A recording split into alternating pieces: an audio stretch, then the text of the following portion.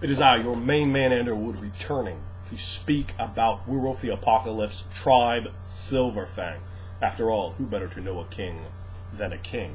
So, when attempting to play a member of this tribe, remember, you are regal, you are royalty, you are dominance, you are supreme, you are the best of the best. The best are werewolves, and you are better than every other kind of werewolf. You are as far above them as they are above the kinfolk, as the kinfolk are above the teams of unimportant humanity. You are the leader. Your brow is heavy. You are a collection of pure blood. Blood so pure. A personification of that background trait. Pure blood. You all are pure blood. You have the best blood. The bluest of blue. But maybe a little too far from red. The line's a little too thin. Little too close. Little too few branches.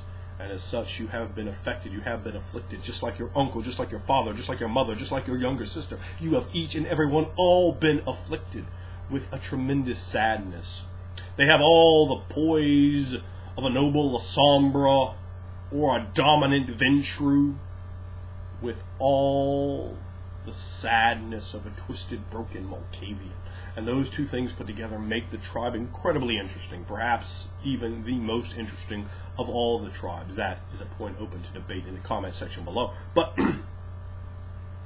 when you can portray that, and remember, it's a sad thing, it's an incredible tragedy, because you, after all, are the leader. You are the last hope. You are the king with the silver clave, set to poised atop the hill to lead his army to victory against the forces of the Weaver, of the Worm.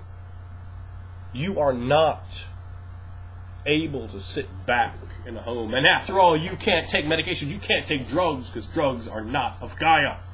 You cannot take the things that would ease the voices in your head, that would prevent you from expressing your obsessive compulsive disorder. Because after all, the last time you were in battle, that you won, the left shoe came off, you had to put it on extra time.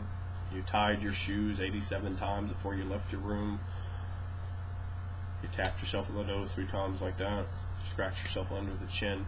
And you scratch yourself now under the chin so many times that it's a little wound there, a scratch, a scrape, something you even do when you're in Krynos, cutting yourself accidentally.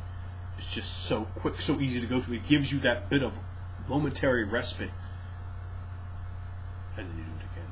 You have to understand and dig into psychological depravities of so many different sorts. They should always be portrayed sad, never portrayed as whimsical or funny. That is, first of all, a disservice to your character. Now, I'm not going to get on here and go, oh, it's wrong to make fun of people. I don't care about that. Whatever you want. But you make yourself appear to be less of a role player. In fact, you are less of a role player when you portray something like that, because after all, you're going to be evaluated by every portrayal that you leave. That is the mark. That is the average. Make yours higher when you're portraying that. Don't choose them as an easy character. They should not be. They should never be. Because you're trying to bring all the strength of regal nobility and I am right. But at the same time, you're not even right in your own mind. How can you be right outside of it? And how can others, once those others know that, once those others see that critical flaw, that failing, that weakness in you, how can they believe? How can they see you as strong, as forceful? And that might make you wish to exert your force all the more iron-like, to extend more autocratic control, because they may well question you. You may even begin to think they question you when they don't. Do they?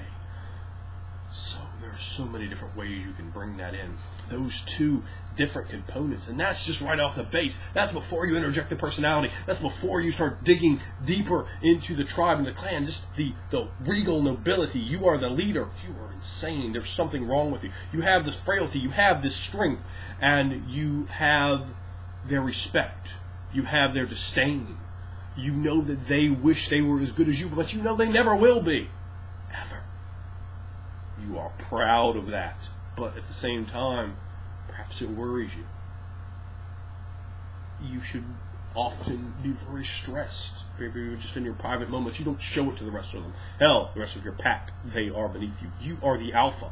You are the strongest. You are the leader. Your mind is your weapon. Your mind is a weapon that is flawed. It creates a wonderful dynamic into how you can just sort of fuck yourself. How you can allow yourself to lose, but perhaps at the very last moment, snatch that loss. Because after all, you are a Silver Fang, and Silver Fang means you are better than the best. You are the pinnacle of Geru, and Geru are the pinnacle of everything in this world.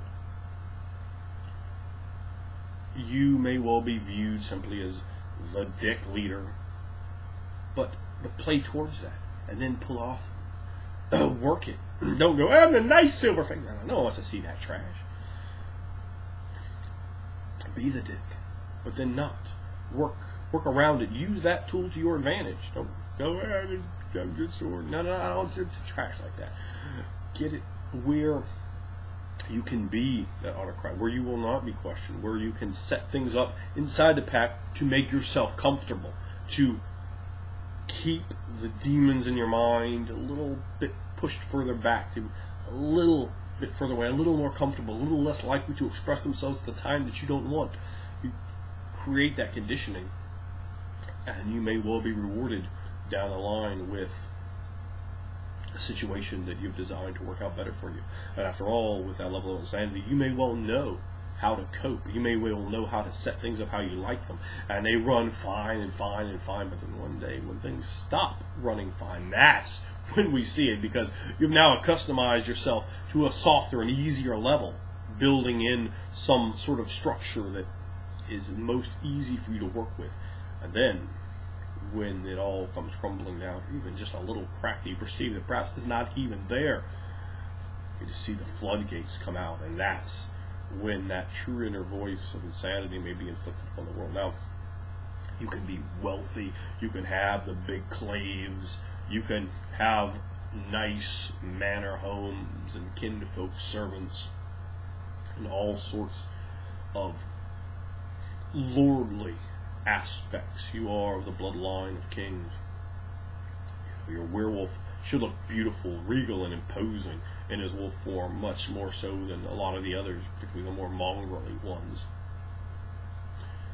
Your character has that pure blood, that right, where any other werewolves, as much as they want might begrudge it, will look at him and will realize deep down inside that he is better, and all the more reason to disdain you for it, because they want to be better. They want to push him to be the alpha, to be the best.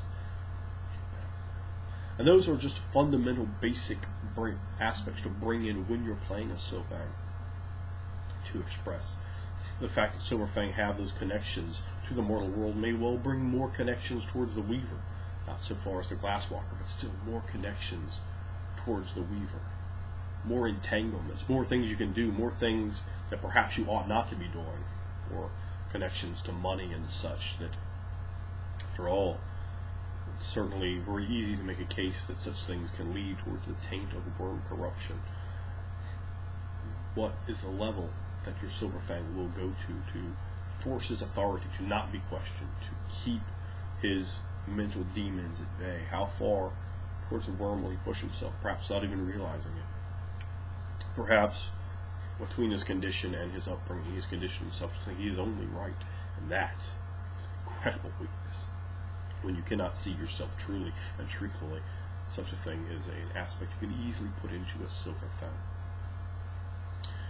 They should scream with their power of leadership, and also you can make one that is a horrible leader, that he's weak and frail and has none of the qualities that Geru would, but he's still trying so very, very hard to push himself over, using whatever advantages and abilities he has to usurp perhaps the more strong ones, because he believes in his DNA that he is fit to lead, even if everything else tells him he's not, even if deep down he feels he's not. He still wants to prove it to his parents, to his brothers, to say, I am better than you. I am the best, despite everything else, and that makes me even better. These are all different aspects that you can weave into the tapestry of creating the personality for your own Silver Fang. Let me know if you played a Silver Fang in the comments below. Let me know what you think about the tribe.